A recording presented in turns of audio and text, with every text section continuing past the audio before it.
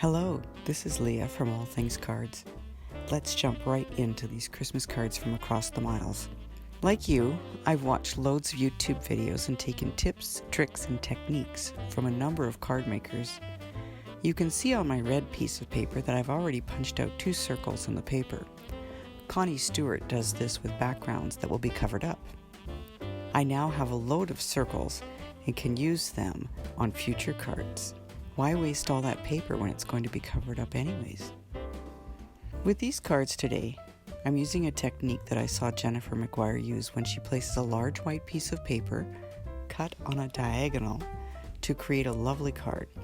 After I make this first card, I've sped up the rest of the video, but kept in most of the process just in case you'd like to make yourself some of these fun cards. These cards sold so very fast at the craft fairs. People bought multiples, and I'll definitely be making more for the upcoming season. After measuring everything out on some of these cards, I forgot to account for the fact that the pattern paper had to tuck underneath the white paper. You'll see on these cards that I added a bit of festive ribbon to either the top or the bottom, or both, of the card front to help cover up my tracks.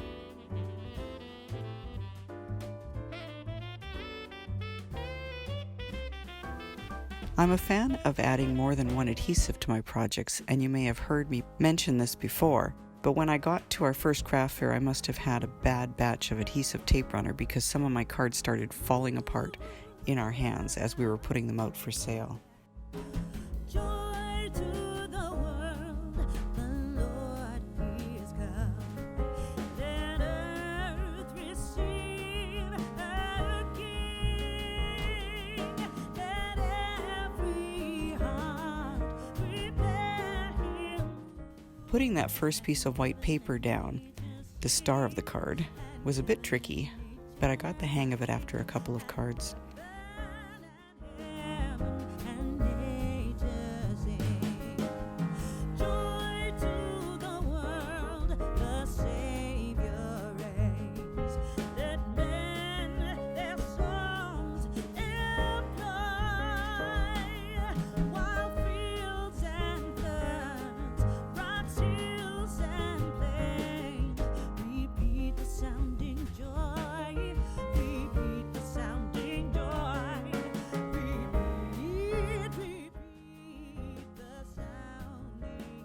Here I'm showing you that I somehow got something on my pristine white paper.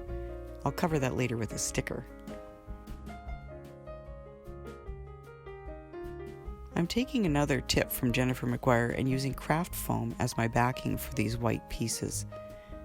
One of my local dollar stores has it for 2 sheets, 8 by 11 in size, for just over $1. It comes in a variety of colors too. I did use one of those huge tape runners for this project, but have found in the long run that they're more awkward than convenient, and I go through them so quickly that they aren't really cost effective. I prefer the smaller handheld blue Tombow Mono refillable ones.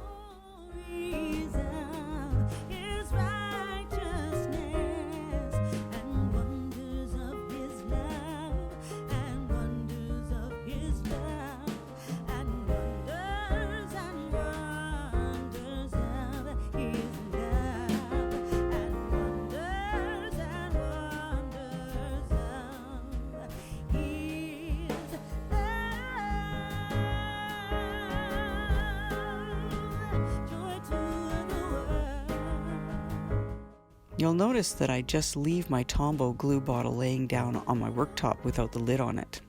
I find that during these longish projects that this glue doesn't clog the tip, nor does it leak out onto my tabletop. Keeping it on its side means that the glue is close to the tip and it will come out almost immediately when I need it.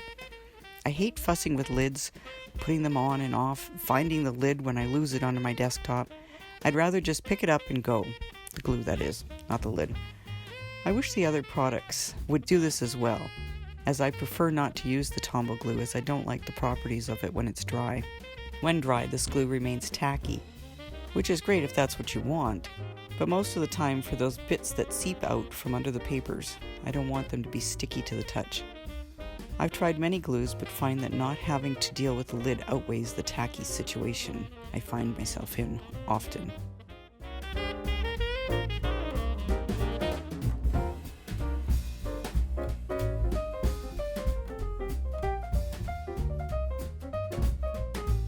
I added some teeny tiny red rhinestones to my project.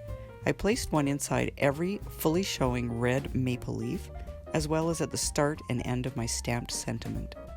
At some point, I was having such a struggle trying to just turn over one rhinestone so I could stick it on. It was pathetic.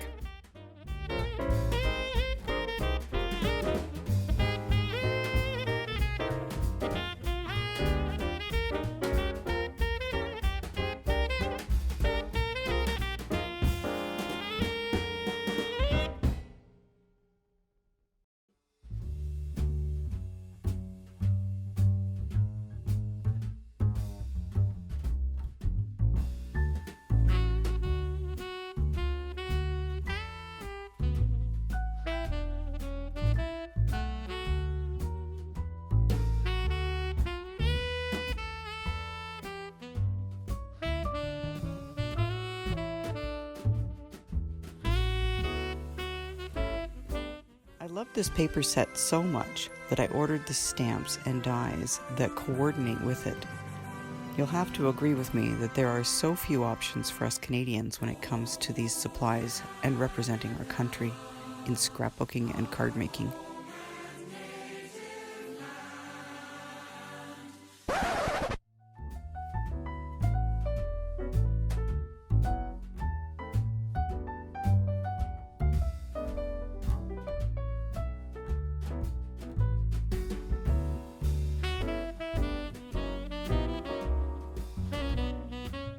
Here's that gap I mentioned.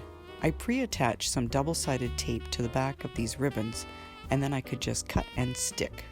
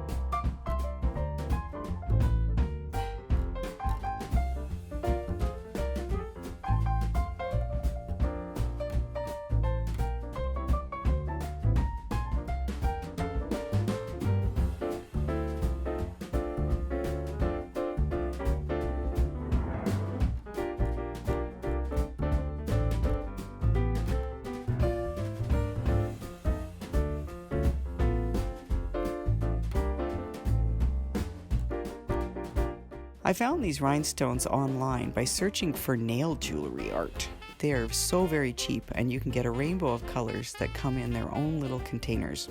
They're just so pretty, and when added to the card, give a lot of sparkle without being too big and bulky for mailing.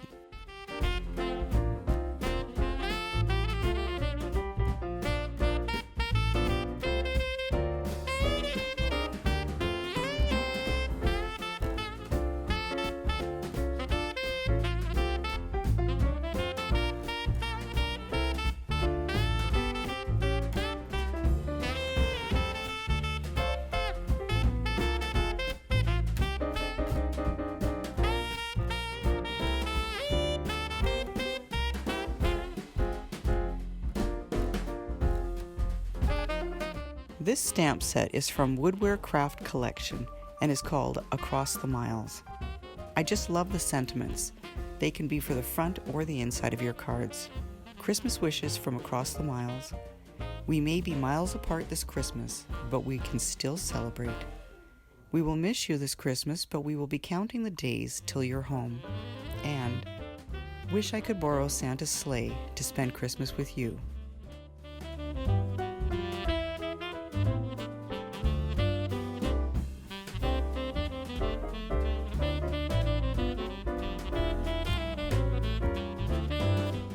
Thank you so much for watching today. I hope you enjoyed seeing these cards as much as I enjoyed making them. Won't you give us a thumbs up? If you'd like to see more of our videos, please consider subscribing to our channel and ring the bell if you'd like our new posts to show up in your YouTube feed.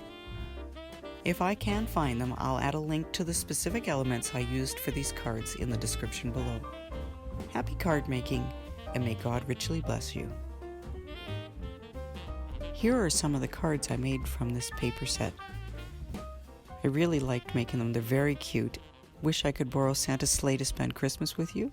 Such a great sentiment and can go anywhere. I love taking that syrup out of the bear's hand and putting it on the front. Here are some lumberjack paper cards. We will miss you this Christmas, but we will be counting the days till you're home. And these ones I cut out snowflakes out of silver paper and just put them on the front, and away we go.